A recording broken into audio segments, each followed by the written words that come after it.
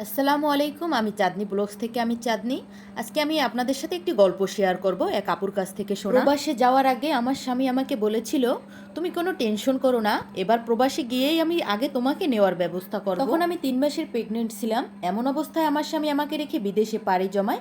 বেশ কিছুদিন চলে গেলেও বিদেশে যাওয়ার পর সে আর আমার সাথে কোনো যোগাযোগ করে না। তাকে ফোনেও পাওয়া যায় না, তার ফোনও বন্ধ।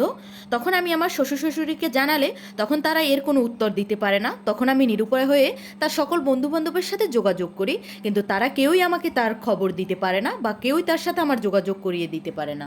শত চেষ্টা করেও আমি আমার স্বামীর সাথে আর কোনো যোগাযোগ করতে পারিনি।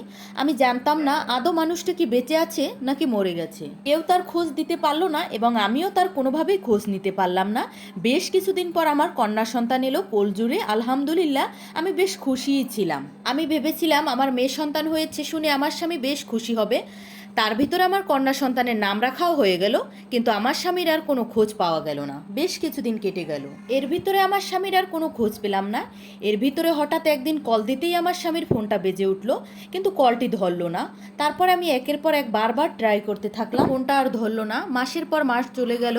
এর ভিতরে আমার মেয়ের প্রথম কথা বলা, প্রথম মা ডাক শোনা, প্রথম হাঁটা আমি একাই উপভোগ করতে থাকলাম। তো তার বাবাকে দেখার মতো কোনো সুযোগ হলো না। হঠাৎ করে একটা মানুষ কোথায় যেতে পারে, 1 বছরের ভিতরে উধাও হয়ে গেল, আর তার কোনো খোঁজ খবরই মিলল না। কেউই তার খোঁজ খবর দিতে পারলো না, বাবা মা বন্ধু বান্ধব। যদি তার বাবা মাকে জিজ্ঞেস করি আমার স্বামীর কথা, তাহলে তারা কেউই উত্তর দিতে পারে না, তারা চুপ করে থাকে। এর ভিতরে আমার শ্বশুর শাশুড়ি আমাকে বহুবার তাড়িয়ে দেওয়ার চেষ্টা করেছে, কিন্তু আমি যাইনি। আমার বাবা শোনার পরে সে আমাকে নিতে আসে, কিন্তু আমি যাইনি। ভেবেছিলাম আমার স্বামী আমার উপরে রাগ করেছে, একদিন না একদিন তার রাগ ভাঙবেই, সে ফিরে আসবেই। এর জন্য আমার বাবা আমাকে নিতে পারেনি, আমার বাবা ফিরে চলে গেল। আমার বাবা আমার শাশুড়ির কাছে বলে গেল, আমার মেয়ের এবং নাতনির খরচ সম্পূর্ণই আমি দিব, আপনার খরচ দেওয়ার দরকার নেই। এভাবেই আমার বাবা আমার মেয়ের আর আমার খরচ দিতে থাকে আমার শ্বশুর বাড়িতে। দেখতে দেখতে 10টি বছর কেটে গেল। 10টি বছরে কত যে কষ্ট করেছি বোন, সেটা একমাত্র আমি নিজেই জানি। আমি হঠাৎ করে একদিন আমার শাশুড়ির মুখে শুনতে পেলাম আমার স্বামী দেশে আসবে।